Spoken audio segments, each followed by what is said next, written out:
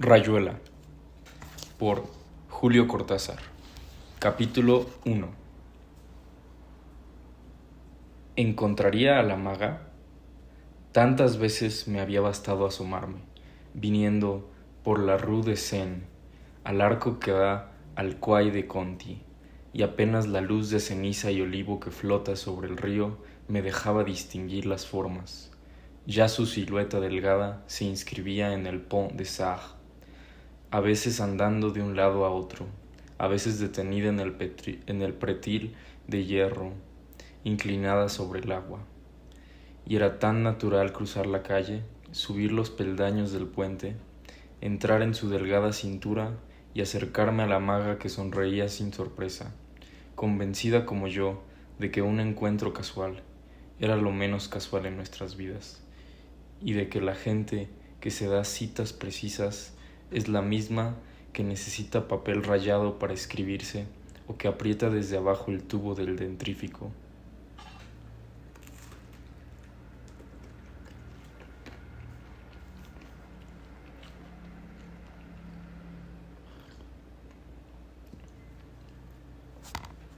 Pero ella no estaría ahora en el puente. Su fina cara de translúcida piel se asomaría a viejos portales en el gueto del Marais o del Marais. Quizá estuviera charlando con una vendedora de papas fritas o comiendo una salchicha caliente en el boulevard de Sebastopol. De todas maneras subí hasta el puente y la maga no estaba. Ahora la maga no estaba en mi camino, y aunque conocíamos nuestros domicilios, cada hueco de nuestras 2 habitaciones de falsos estudiantes en París, cada tarjeta postal abriendo una ventanita Braque o Ghirlandaio o Max Ernst contra las molduras baratas y los papeles chillones, aún así no nos buscaríamos en nuestras casas.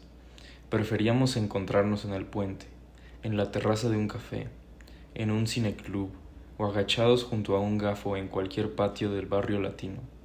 Andábamos sin buscarnos, pero sabiendo que andábamos para encontrarnos. Oh, maga, en cada mujer parecida a vos se agolpa como un silencio ensordecedor, una pausa filosa y cristalina que acababa por derrumbarse tristemente, como un paraguas mojado que se cierra. Justamente un paraguas, maga. Te acordarías, quizá, de aquel paraguas viejo que sacrificamos en un barranco del Parc Montsouris, un atardecer helado de marzo. Lo tiramos porque lo habías encontrado en la Place de la Concorde, ya un poco roto, y lo usaste muchísimo, sobre todo para meterlo en las costillas de la gente en el metro y en los autobuses, siempre torpe y distraída, y pensando en pájaros pintos o en un dibujito que hacían 2 moscas en el techo del coche.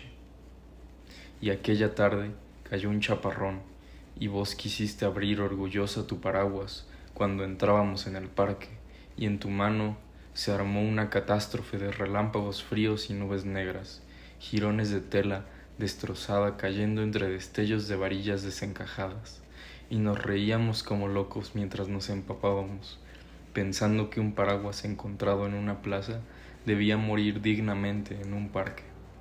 No podía entrar en el ciclo innoble del tacho de basura o del cordón de la vereda. Entonces yo lo arrollé lo mejor posible. Lo llevamos hasta lo alto del parque, cerca del puentecito.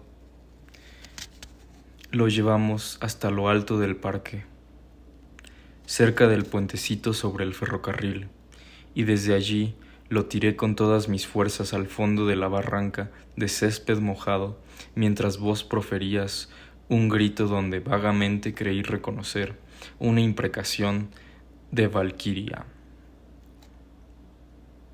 Y en el fondo del barranco se hundió como un barco que sucumbe al agua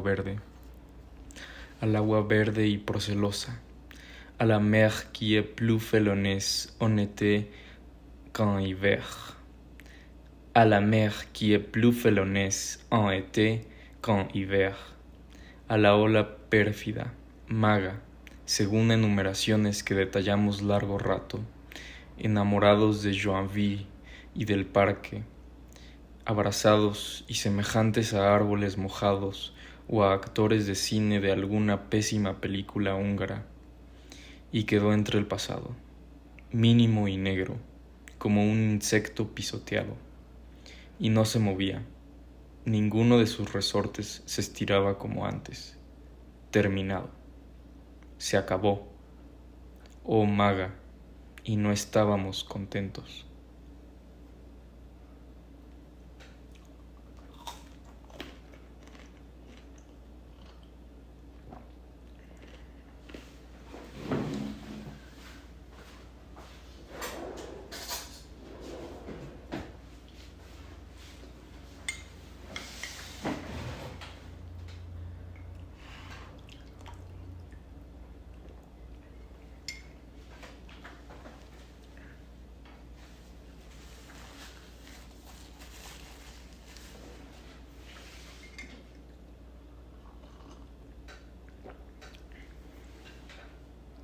¿Qué venía yo a hacer al Pont des Arts?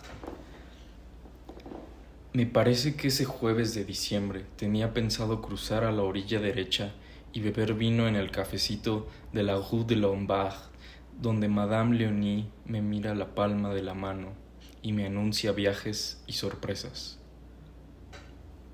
Nunca te llevé a que Madame Leonie te mirara la palma de la mano. A lo mejor tuve miedo de que leyera en tu mano alguna verdad sobre mí, porque fuiste siempre un espejo terrible, una espantosa máquina de repeticiones, y lo que llamamos amarnos fue quizá que yo estaba de pie delante de vos, con una flor amarilla en la mano, y vos sostenías dos velas verdes, y el tiempo soplaba contra nuestras caras una lenta lluvia de renuncias y despedidas y tickets de metro. De manera que nunca te llevé a que Madame Leonie, maga, y sé, ¿por qué me lo dijiste? De manera que nunca te llevé a que Madame Leonie, maga, y sé, porque me lo dijiste, que a vos no te gustaba que yo te viese entrar en la pequeña librería de la Rue Verneuil, donde un anciano agobiado hace miles de fichas y sabe todo lo que puede saberse sobre historiografía. Ibas allí a jugar con un gato, y el viejo te dejaba entrar y no te hacía preguntas, contento de que a veces le alcanzaras algún libro de los estantes más altos, y te calentabas en su estufa de gran caño negro, y no te gustaba que yo supiera que ibas a ponerte al lado de esa estufa. Pero todo esto había que decirlo en su momento, solo que era difícil precisar el momento de una cosa.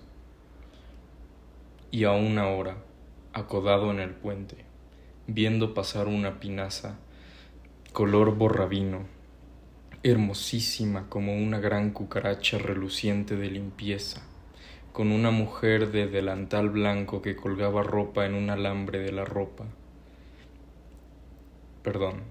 Con una mujer de delantal blanco que colgaba ropa en un alambre de la proa, mirando sus ventanillas pintadas de verde con cortinas Hansel y Gretel.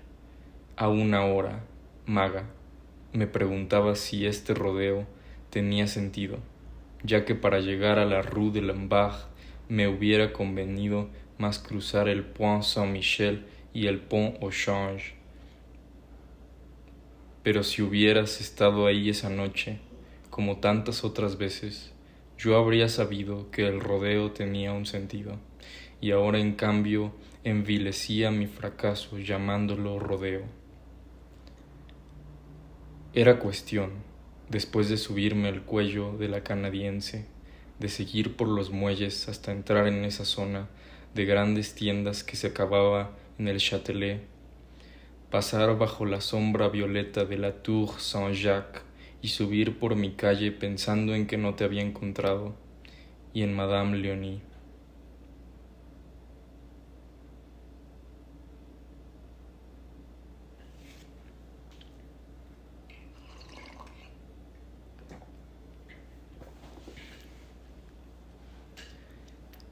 Sé que un día llegué a París.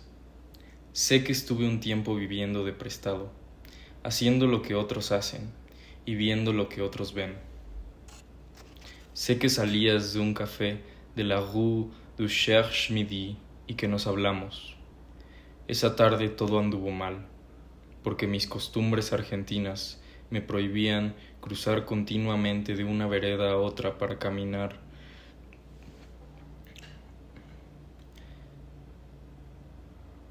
Porque mis costumbres argentinas me prohibían cruzar continuamente de una vereda a otra para mirar las cosas más insignificantes en las vitrinas apenas iluminadas de unas calles que ya no recuerdo. Entonces te seguía de mala gana, encontrándote petulante y malcriada, hasta que te cansaste de no estar cansada y nos metimos en un café del Bulmish y de golpe, entre dos medialunas, me contaste un gran pedazo de tu vida.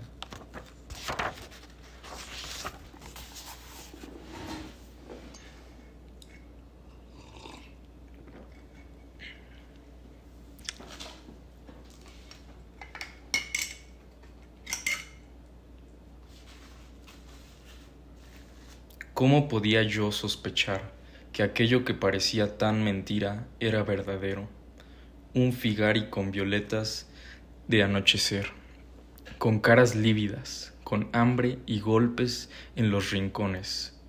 Más tarde creí, más tarde hubo razones. Hubo Madame Leonie que mirándome la mano que había dormido con tus senos me repitió casi tus mismas palabras. Ella sufre en alguna parte, siempre ha sufrido, es muy alegre, adora el amarillo. Su pájaro es el mirlo, su hora la noche, su puente el Pont des Arts. Una pinaza color borrabino, maga.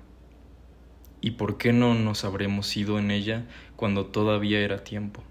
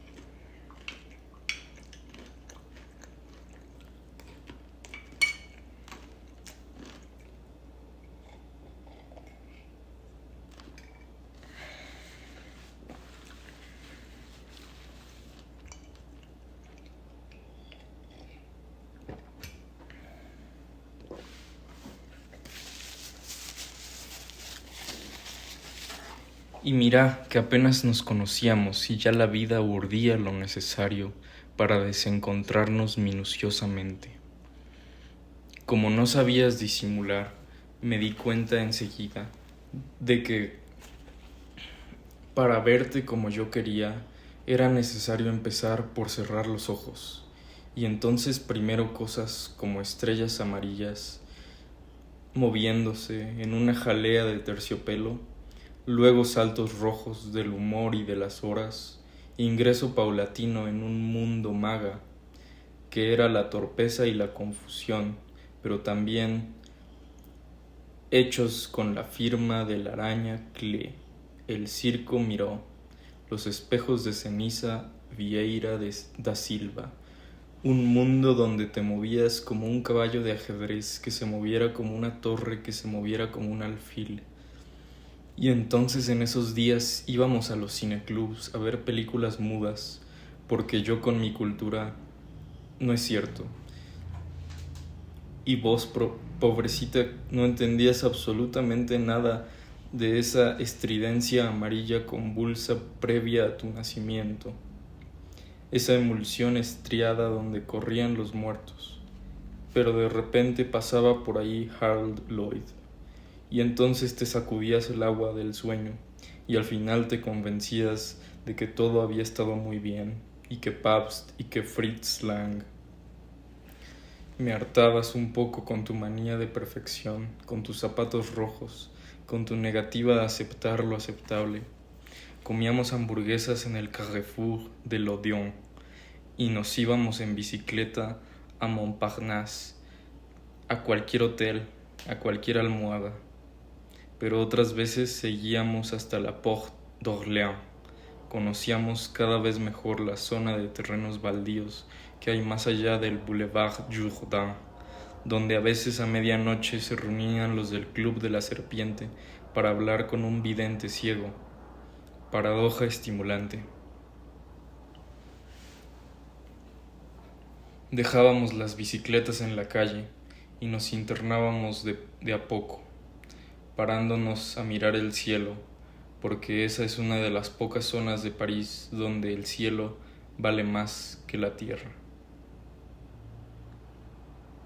Sentados en un montón de basuras fumábamos un rato, y la maga me acariciaba el pelo o canturreaba melodías ni siquiera inventadas, melópeas absurdas cortadas por suspiros o recuerdos. Yo aprovechaba para pensar en cosas inútiles, método que había empezado a practicar años atrás en un hospital y que cada vez me parecía más fecundo y necesario.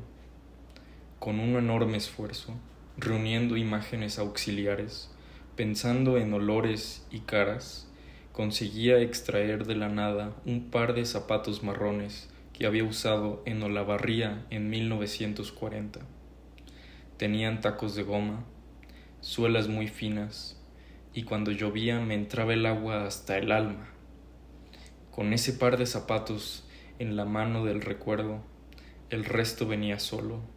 La cara de doña Manuela, por ejemplo, o el poeta Ernesto Morroni, pero los rechazaba porque el juego consistía en recobrar tan solo lo insignificante, lo insostentoso, lo perecido, temblando de no ser capaz de acordarme, atacado por la polilla que propone la prórroga, imbécil a fuerza de besar el tiempo.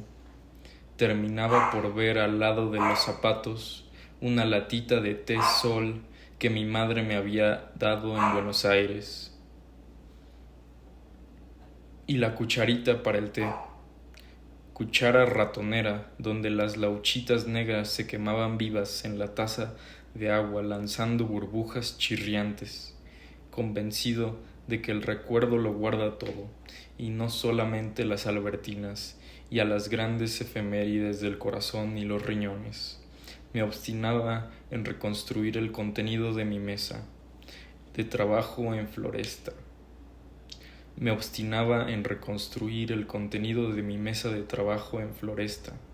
La cara de una muchacha irrecordable llamada Gekrepten, la cantidad de plumas cucharita que había en mi caja de útiles de 5º grado, y acababa temblando de tal manera y desesperándome, porque nunca he podido acordarme de esas plumas cucharita. Sé que estaban en la caja de útiles, en un compartimento especial, pero no me acuerdo de cuántas eran, ni puedo precisar el momento justo en que debieron ser 2 o 6.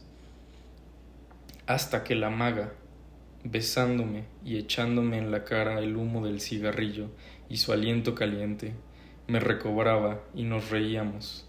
Empezábamos a andar de nuevo entre los montones de basura en busca de los del club. Ya para entonces me había dado cuenta que buscar era mi signo, emblema de los que salen de noche sin propósito fijo, razón de los matadores de brújulas. Con la maga hablábamos de patafísica hasta cansarnos, porque a ella también le ocurría, y en nuestro encuentro era eso, y tantas cosas oscuras como el fósforo, caer de continuo en las excepciones, verse metida en casillas que no eran las de la gente, y esto sin despreciar a nadie, sin creernos maldorores en liquidación ni melmoths, privilegiadamente errantes. No me parece que la luciérnaga extraiga mayor suficiencia del hecho incontrovertible de que es una de las maravillas más fenomenales de este circo. Y sin embargo basta suponerle una conciencia para comprender que cada vez que se le encandilla la barriguita, el bicho de luz debe sentir como una cosquilla de privilegio. De la misma manera, a la maga le encantaban los líos inverosímiles en que andaba metida siempre por causa del fracaso de las leyes en su vida.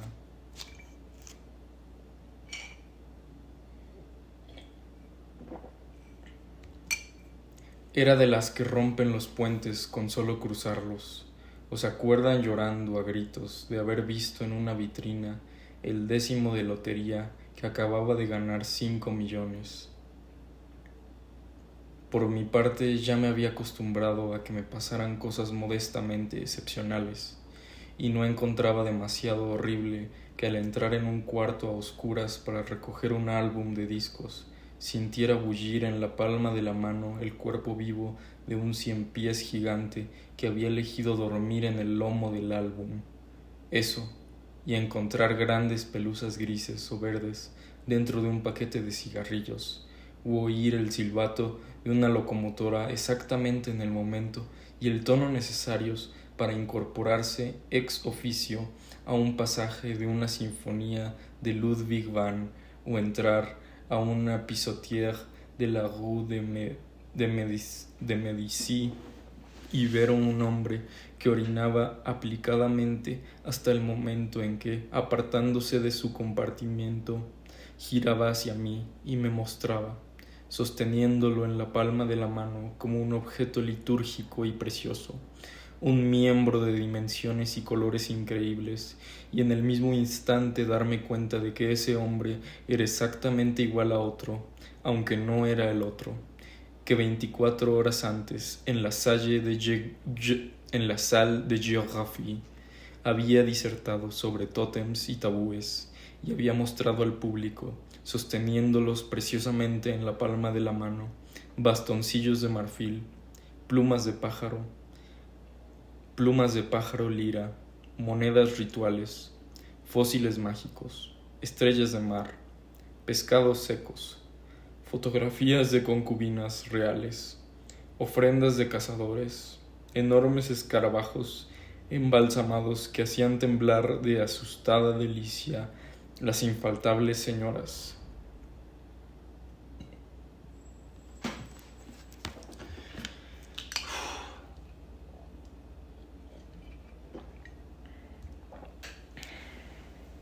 En fin, no es fácil hablar de la maga que a esta hora anda seguramente por Belleville o Pantin, mirando aplicadamente el sueño hasta encontrar un pedazo de género rojo.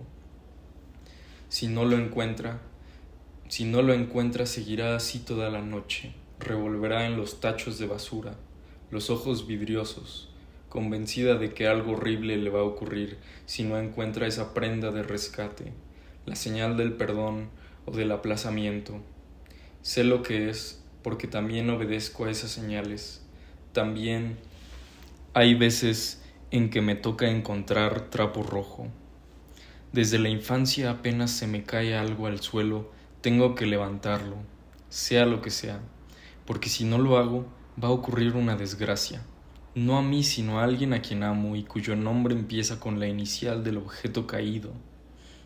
Lo peor es que nada puede contenerme cuando algo se me cae al suelo, ni tampoco vale lo que lo levante otro, porque el maleficio obraría igual. He pasado muchas veces por loco a causa de esto, y la verdad es que estoy loco cuando lo hago, cuando me precipito a juntar un lápiz o un trocito de papel que se me han ido de la mano, como la noche del terrón del azúcar en el restaurante de la Rue Scribe, un restaurante bacán con montones de gerentes, putas de zorros plateados y matrimonios bien organizados. Estábamos con Ronald y Etienne, y a mí se me cayó un terrón de azúcar que fue a parar abajo de una mesa bastante lejos de la nuestra, Lo primero que me llamó la atención fue la forma en que el terrón se había alejado, porque en general los terrones de azúcar se plantan apenas tocan el suelo paralelepípeda- por razones paralelepípedas evidentes. Pero este se conducía como si fuera una bola de naftalina, lo cual aumentó mi aprensión, y llegué a creer que realmente me lo habían arrancado de la mano. Ronald, que me conoce, miró hacia donde había ido a parar el terrón y se empezó a reír. Eso me dio todavía más miedo, mezclado con rabia. Un mozo se acercó pensando que se me había caído algo precioso, una Parker o una dentadura postiza, y en realidad lo único que hacía era molestarme. Entonces, sin pedir permiso, me tiré al suelo y empecé a buscar el terrón entre los zapatos de la gente, que estaba llena de curiosidad, creyendo, y con razón, que se trataba de algo importante. En la mesa había una gorda pelirroja, otra menos gorda pero igualmente putona, y dos de que el terrón no estaba a la vista. Perdón. En la mesa había una gorda pelirroja, otra menos gorda pero igualmente putona, y dos gerentes o algo así.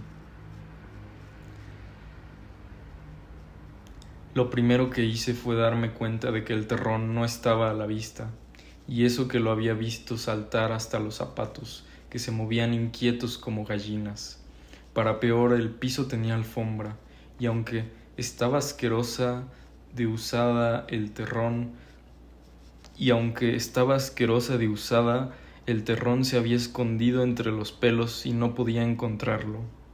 El mozo se tiró del otro lado de la mesa, y ya éramos dos cuadrúpedos moviéndonos entre los zapatos gallina que allá arriba empezaban a cacarear como locas.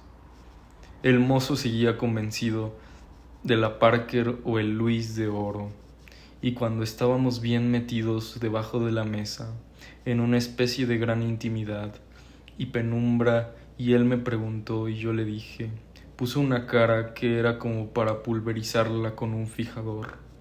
Pero yo no tenía ganas de reír. El miedo me hacía una doble llave en la boca del estómago, y al final me dio una verdadera desesperación. El mozo se había levantado furioso, y empecé a agarrar los zapatos de las mujeres, y a mirar si debajo del arco de la suela no estaría agazapado el azúcar. Y las gallinas careaban, los gallos gerentes me picoteaban el lomo. Oía las carcajadas de Ronald y de Etienne mientras me movía de una mesa a otra hasta encontrar el azúcar escondido detrás de una pata segundo imperio. Y todo el mundo enfurecido, hasta yo con el azúcar apretado en la palma de la mano y sintiendo cómo se mezclaba con el sudor de la piel, cómo asquerosamente se deshacía en una especie de venganza pegajosa.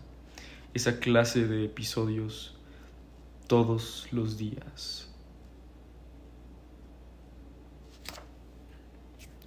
Fin del capítulo 1.